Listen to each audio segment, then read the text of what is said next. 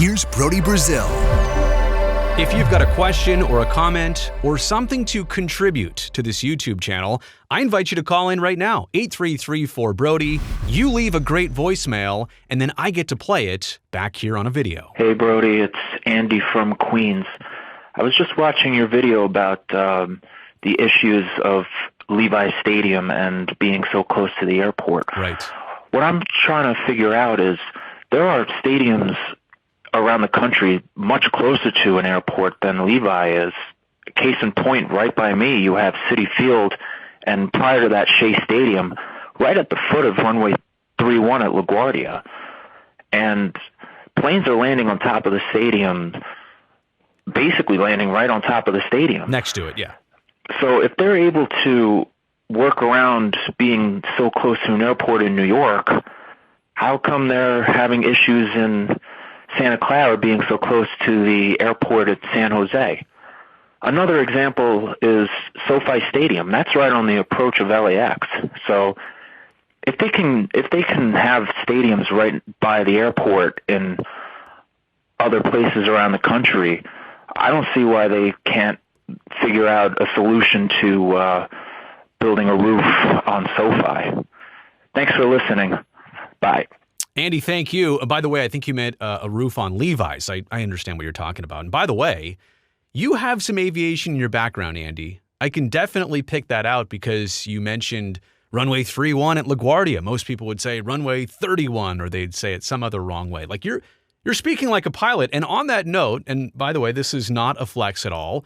A lot of you know that I'm taking on videos like this because I am a certified flight instructor. I am a FAA certified commercial pilot, also have my drone pilot license. But a lot of people have wondered, well, what does that actually look like? Here it is. This one is for flight instructor. The FAA gives you these certificates. It's like a driver's license. One for flight instructor. Here's one for commercial pilot. Yeah, I worked really hard for these two back in the day. When I got into aviation about, 20-something years ago.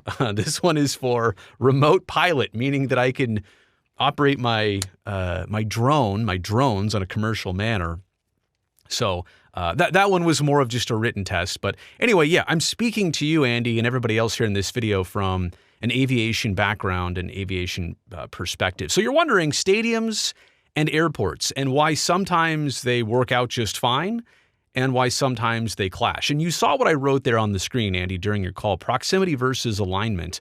Proximity can and cannot be the main factor, but usually alignment with a final approach course, like that is usually the problem. And I've got some examples, by the way. I've literally got the maps for you in just a second. So don't click away from this video yet. I'm just starting to get to the explanation here. So alignment is more important than proximity. Alignment with runway configurations, with traffic patterns, with approach corridors, all that type of stuff.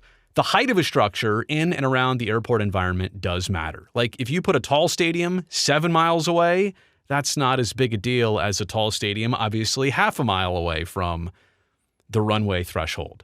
Same thing with lighting. Not a lot of people talk about this, but this was the main issue with Levi Stadium at the very beginning was the lighting was such a bright contrast. If you were approaching from the north and landing in the direction of south at San Jose Airport, you'd have to fly right over Levi Stadium, and you're looking down. I mean, imagine coming into land, and everything's dark at nighttime. Dark, dark, dark. Even the runway lights are kept at a little bit of a darker level so that they don't blind the pilots. And all of a sudden, you've got a football field, a bright football field, 2.5 miles from the runway threshold, from runway, I think, is it 12 facing that direction? 12 left and right in San Jose. So lighting spill, not a lot of people talk about that, but that is also a factor during nighttime operations. I have to say this too, that as much as we talk about loving stadiums and wanting stadiums to be where stadiums should be, airports and airport land can be like endangered territory, like an endangered species. Airports, for the most part, have existed for decades, many decades before stadiums did in certain locations. So they'll have an airport. And this is going on, by the way, in Cleveland right now. The Browns want to build a brand new 70,000-seat dome stadium right across the way from Cleveland's main airport, Hopkins International Airport, and there's some issues with the height. It's 60 feet too tall. The airport's only trying to look out for itself. Because you build an airport, that airport can't move, everybody surrounds it, and the airport's like, you've suffocated us. Now we can't use this runway anymore. We can't have airplanes land at night anymore because you had to build a stadium right next to us. Go find somewhere else to build your stadium. I do understand that from the endangered species territory type situation and part of this conversation. So I do want to back up aviation on that. You also have to consider that we're not just talking about airliners who maybe have a steeper descent angle and can take off at a much in a much steeper manner, so they're not worried about things on the departure end of a runway. We also have to consider helicopters use the airport. A lot of general aviation airplanes use the airport. They can't climb as quickly or as fast. They need more of a height clearance, especially in the takeoff direction of a runway. So you have to understand that this is not just about Southwest, United, Delta, Alaska. This is about every single type of aircraft that uses the airport. Okay, with that said, let's get into Citi Field and LaGuardia. And as you mentioned here, runway 31, this whole airport is basically built out into the water. So they're trying to keep that path clear, right? That is the direction of how planes would be approaching 31. Citi Field is not by much, I don't know, maybe only 2,000 feet. Citi Field, though, is offset. And I would imagine that when they built this place, there were a lot of particulars about the lighting, and they didn't want to throw light in this direction for the night games. So I don't know the details specifically, but just looking overhead here, Citi Field is not right here. Citi Field is not right here. If Citi Field were right here, that's a problem. You are directly over the final approach course for runway 31. So I think I'm stating the obvious. Yes, proximity-wise, let's see, if this runway, I'm guessing this runway's 9,000 feet, maybe 10,000 feet. So are we about 9,000 feet, a mile and a half away? So we're not that far away from the actual airport, but it's the fact that it's offset by just enough that makes me think that, obviously, Citi Field is not a problem and Shea Stadium were not a problem in this identical location.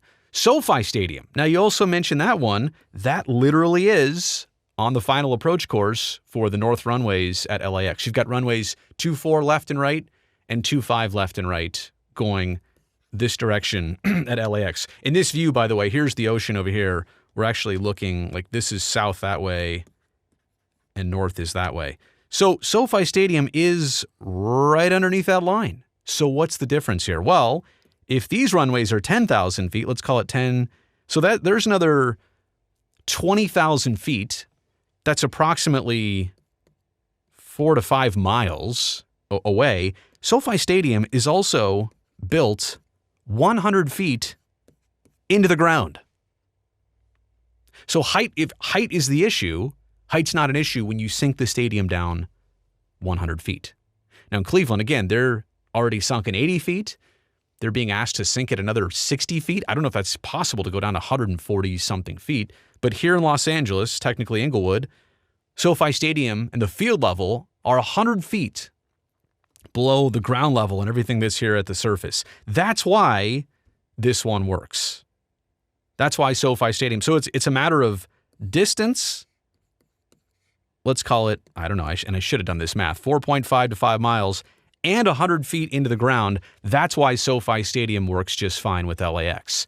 Let's talk about Levi Stadium and San Jose International. Now, I know for a fact this is about 2.5 miles.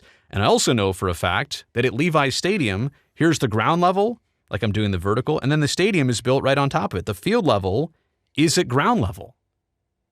So if Levi Stadium was built down into the ground, they would have saved themselves room to put that extra 30, 40, 50, 60-foot dome roof on it for shade that everybody talks about. But the problem is, right, so you are directly lined up with the runway center line. That's, whether you're taking off, and by the way, typical airport operations in San Jose have you taking off from runway 30 right and left, so going in this direction. So usually, look, climbing out, a lot of planes make that right turn out in the departure of San Jose, airliners do. It's not taking off that's a problem. It's not taking off in the day that's a problem. It's landing from this direction at night or in instrument conditions, when it's cloudy, when it's low overcast, when the visibility is like 0.5 miles, right? And there's an instrument approach coming in this direction and you can't go below 500 feet until you're right about here, right? And Levi Stadium is, I want to say 200 and something feet high. So the point is, instrument conditions and night, I mean, you're basically topped out at Levi Stadium. Again, had they dug it down, had they sunk it down. So in this case, I talked about proximity and alignment. It is the proximity of that.